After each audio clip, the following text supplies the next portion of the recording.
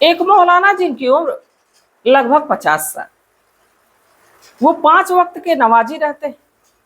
वो नमाज पढ़ाने के अलावा कुछ बच्चों को ट्यूशन भी पढ़ाते हैं, कुरान और कायदा, और ये लगातार चलते रहता है।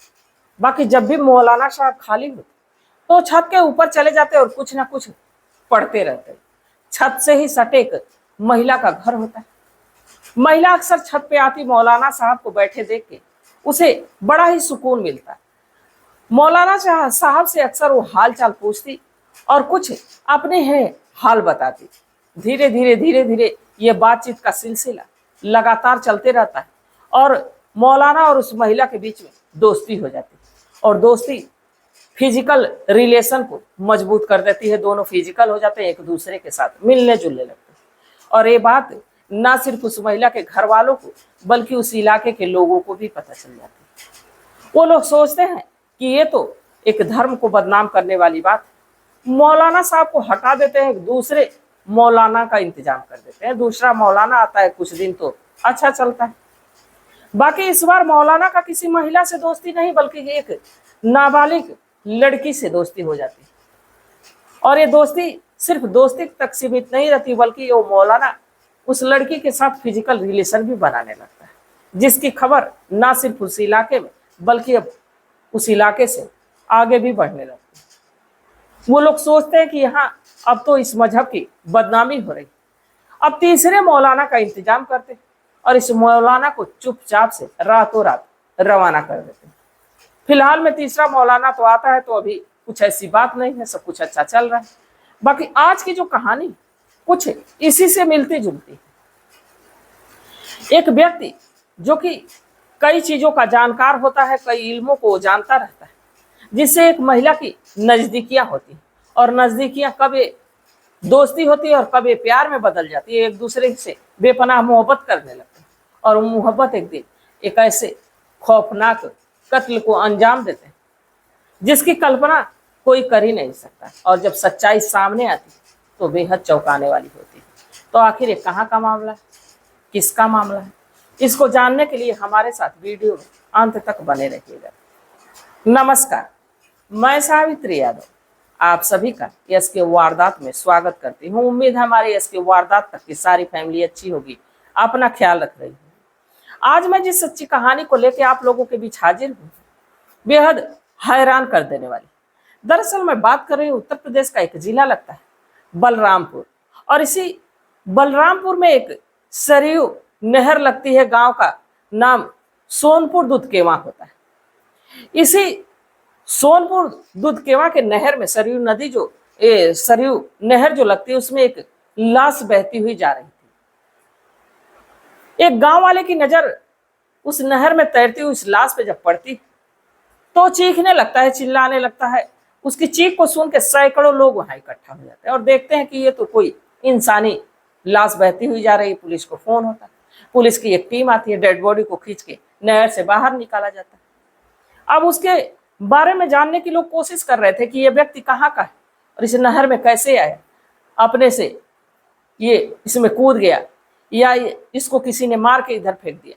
अब ये तमाम चीजें थी जो कि किसी के पास इसका जवाब नहीं था इन सवालों का, ना ही पुलिस के पास और ना ही उन लोगों के पास जो कि उसे पहचान भी नहीं पा रहे थे। उस व्यक्ति के पूरे कपड़े को सर्च किया जाता है जिसमें से कुछ मिलता नहीं है। एक छोटा सा कागज का टुकड़ा मिलता है जिसपे कि एक नंबर लिखा होता है। नंबर देखने से ये लग रहा है कि कोई आधार कार्ड नंबर। और जब उस नंबर के बारे में पता किया जाता है तो वाकई ये आधार कार्ड नंबर ही रहता है। कहते हैं कि एक डूबते को तिनका सहारा। अब उस डेड बॉडी की शिनाख्त मात्र उस कागज के टुकड़े के जरिए होती है जिसका नाम जाफर अली होता है। और जाफर अली उत्तर प्रदेश के सिद्धार्थ नगर जिले का एक थाना लगता है डेउआ, और वहीं का एक इलाका लगता है बड़ई बाजार, यहीं का रहने वाला होता है। अब पुलिस इसी पते को ढूंढते ढूंढते जब इस जाफर अली के घर पहुंचती तो जाफर अली के घर में जाफर अली की पत्नी नजमा खातून के अलावा उनके 3 बच्चे, सास इस दुनिया में नहीं रहती, ससुर जो कि मेहनत मजदूरी का काम करते हैं। पुलिस जब नजमा खातून से पूछती है कि अच्छा ये बताओ कि तुम्हारा पति कहाँ है। तो वो कहती है कि मेरे पति तो मुंबई में रहते हैं, मेहनत मजदूरी का काम करते हैं और वहां से रुपए पैसे देते हैं जिससे कि घर का गुजर बसर होता है। पुलिस बड़ी हैरान है कि एक व्यक्ति, पत्नी बता रही है कि वो मुंबई में, बाकी उसकी डेड बॉडी आखिर उत्तर प्रदेश में कैसे मिली। अब ये तमाम सवाल थे। और फिर जब कुछ कुछ बातें पुलिस वाले नजमा खातून से करते हैं तो ना जाने क्यों पुलिस को नजमा खातून पे शक हो रहा था। बाकी शक के बिना पे किसी से कुछ ऐसा नहीं किया जा सकता, किसी की गिरफ्तारी नहीं हो सकती। इसलिए नजमा खातून और जाफर अली का नंबर का कॉल डिटेल निकाला जाता है। और जब कॉल डिटेल निकाला जाता है तो लास्ट बार 24 जनवरी को ये बार बार नजमा खातून अपने पति जाफर अली से ही बात की रहती है। अब जब ये पूछा गया रहता है कि वो तो बात करते वक्त मुंबई में था, पर जिस समय बात हो रही थी वो उत्तर प्रदेश में एंट्री कर चुका था। बाकी नजमा खातून कुछ ऐसा बता नहीं रही थी। जब उस पर जोर जबरदस्ती होती है, जब पुलिस की शक्ति बढ़ती है तो नजमा खातून टूटती है, और टूटती है तो एक ऐसी कहानी को बताती है जिसको सुनने के बाद आपके भी रोंगटे खड़े हो जाएंगे। दरअसल ये जो महिला, इसके ससुर जो कि मेहनत मजदूरी का काम करते, पति मुंबई में मेहनत मजदूरी करके रुपए पैसे भेजता, और रुपए पैसे इतने नहीं होते जिससे कि परिवार का गुजर बसर ठीक ठाक से हो सके। जबकि नजमा खातून बड़ी ही शौकीन, बड़े ही शौकीन, अच्छे कपड़े, अच्छे खाने की शौकीन थी, घूमने की शौकीन थी, जो कि इस पैसे में पूरे नहीं हो पा रहे थे। सास इस दुनिया में रहती नहीं। घर पे 3 बच्चों के साथ नजमा खातून अकेले ही रहती। नजमा खातून के दिमाग में एक दिन ये बात आती है कि अगर जो तंत्र मंत्र का प्रयोग किया जाए, अगर जो ताबीज मैं बनवा लूं तो हो सके हमारे पति की कमाई दोगुनी हो जाए। तभी उसे अपने ही इलाके में, अपने ही मोहल्ले में एक व्यक्ति, नूर मोहम्मद, जिसके पास दूर दूर से लोग आते और तंत्र मंत्र करवाते, ताबीज बनवाते, टोने टोटके करवाते। अब एक दिन ये नजमा खातून भी नूर मोहम्मद के पास पहुंचती है और कहती है कि ऐसा कि तुम ऐसी ताबीज बना दो जिससे कि मेरी पति की कमाई में बरकत हो जाए, मेरे पति की कमाई दोगुनी हो जाए, जिससे कि हमारा घर और परिवार बढ़िया से चल सके। जब ये बात नूर मोहम्मद से कहती है तो नूर मोहम्मद कहता है कि मैं ऐसी ताबीज बना के दूंगा जिससे कि ना सिर्फ तुम्हारे पति की कमाई हो जाएगी, बल्कि तुम्हारा घर परिवार बेहद खुशहाल हो जाएगा। अब यहीं से अक्सर नजमा खातून नूर मोहम्मद के पास ताबीज बनवाने जाने लगती है। धीरे धीरे वक्त गुजरने लगता है और वक्त के साथ ये नजमा खातून नूर मोहम्मद के इतने करीब आती है, इतने नजदीक आती है कि दोनों की दोस्ती होती है और दोस्ती फिजिकल रिलेशन तक पहुंच जाती है। दोनों एक दूसरे के साथ फिजिकल होने लगते हैं, और सिर्फ फिजिकल नहीं होते बल्कि एक दूसरे के साथ अब रहने के लिए भी तैयार हो जाते हैं। बेपनाह मोहब्बत एक दूसरे से करने लगते हैं। जब ये बात अब दोनों ये जान चुके रहते हैं कि हम एक दूसरे के बिना नहीं रह पाएंगे, तब तक 24 जनवरी 2023 को नजमा खातून का पति जो जाफर अली हो फोन करता है। फोन पे बताता है कि दरअसल मैं अब मुंबई में रहना नहीं चाहता, मैं सोचता हूँ कि क्यों ना सिद्धार्थ नगर में आऊं और एक छोटा मोटा बिजनेस स्टार्ट करूं, एक काम स्टार्ट करूं और वहीं पे अपने परिवार के साथ, अपने बच्चों के साथ रहूं।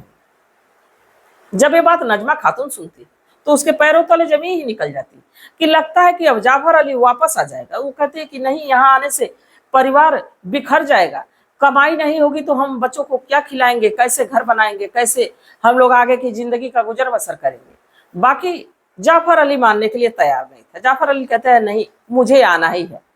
जब ये बात अब लग जाता है नजमा खातून को कि जाफर अली अब मानेगा नहीं, तो नूर मोहम्मद को सारी बात बताती कि जाफर अली अब ना सिर्फ आएगा, ना सिर्फ यहाँ रहेगा, बल्कि अब हमारे मिलने मिलाने पे भी पाबंदी होगी। हम लोग एक दूसरे से मिल भी नहीं पाएंगे, एक दूसरे के करीब नहीं आ पाएंगे। जब ये बात नूर मोहम्मद जानता है तो वो भी बेचैन हो उठता है। वो भी कहता है कि अपने पति को रोकने की कोशिश करो, मैं भी कोशिश करता।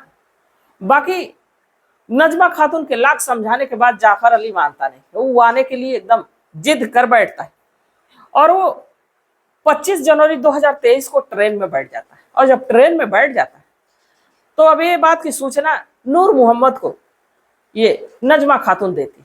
नूर मोहम्मद कहता है कि ठीक है, अब इसके लिए एक दूसरा रास्ता निकालना पड़ेगा। कहना कि आते वक्त तुलसीपुर स्टेशन पड़ेगा, जहां की तुम उतर जाना, वहां एक मौलाना साहब मिलेंगे जो कि तुम्हें ताबीज देंगे और कुछ जड़ी बूटियां देंगे, जो कि तुम यहाँ आओगे, बिजनेस स्टार्ट करोगे तो उसमें कमाई ज्यादा होगी। वो जो भी चीजें देंगे वो हम लोगों की खुशहाली के लिए देंगे, हम लोगों के परिवार के लिए देंगे। जाफर अली से ये बात ये नजमा खातून कहती। जाफर अली सारी बात सुनता है और अपनी पत्नी की बात मान जाता है। तुलसीपुर स्टेशन आके उतरता है, और जब तुलसीपुर स्टेशन उतरता है तो वहां पे इस नूर मोहम्मद मौलाना के साथ एक और व्यक्ति जो कि उसका शागिर्द होता है वो मिलते हैं। और इसके बाद मिलने के बाद कहते हैं कि जड़ी बूटी जो है यहाँ नहीं मिलेगी, यहाँ से कुछ दूर पे एक सुनसान इलाका है, जंगली इलाका है, जहाँ वो जड़ी बूटी मिले। नूर मोहम्मद जाफर अली के साथ उस सुनसान इलाके में जाता है। जब वहां जाता है तो जाफर अली को दोनों मिलके मौत के घाट उतारते हैं और इसी सरयू नदी में फेंकते हैं। और फेंकने के बाद नजमा खातून को फोन करते हैं, कहते हैं काम हो गया, वहां से वो चले जाते हैं। इधर नजमा खातून निश्चिंत। उसको मारने के बाद सारी वो चीजें, फोन हो या उसकी आईडी कार्ड हो, पर्स हो, सब कुछ वो लोग निकाल लेते हैं जिससे कि उसकी पहचान ना हो सके कि ये जाफर अली। बाकी उन्हें नहीं पता था कि ये कागज का टुकड़ा उसके पॉकेट में जो पड़ा है, जिसके जरिए पुलिस इन तक पहुंच जाती। अब जब 29 जनवरी को डेड बॉडी पानी में तैरती हुई मिलती है, पुलिस जब उसके बारे में जानकारी हासिल करती तो पता चलता है जाफर अली, और जाफर अली की पत्नी तक पहुंचती है। पत्नी का कॉल डिटेल आता है, सारी चीजें सामने आ जाती। अब इस नूर मोहम्मद के साथ एक और व्यक्ति जो कि उसका साथ देने वाला था, काली उर्फ सलीम, इसको भी गिरफ्तार किया जाता है।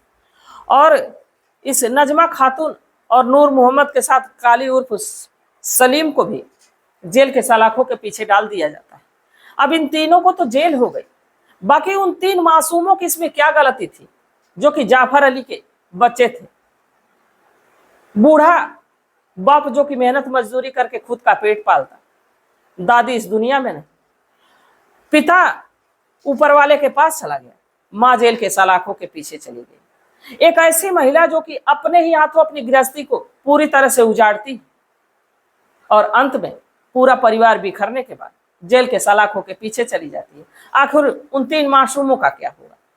ये तो तमाम सवाल रह गए। इस घटना को सुनाने का मेरा उद्देश्य ये नहीं था कि किसी की भावनाओं को ठेस पहुंचाया जाए, किसी को आहत किया जाए, बल्कि बस इसलिए कि लोगों को जागरूक किया जाए, लोगों को सचेत किया जाए। तो इस घटनाक्रम पे आप लोग क्या सोचते हैं? आप लोगों की क्या सलाह, आप लोगों की क्या राय है? कमेंट सेक्शन में जरूर बताइएगा, क्योंकि आपके मशवरे का हमें बेसब्री से इंतजार रहता है। तो तब तक आप लोग अपना ख्याल रखिए, अपने परिवार का ख्याल रखिए, बाल बच्चों का ख्याल रखिए। मिलते हैं कल नई वीडियो के साथ, तब तक के लिए जय हिंद, जय भारत।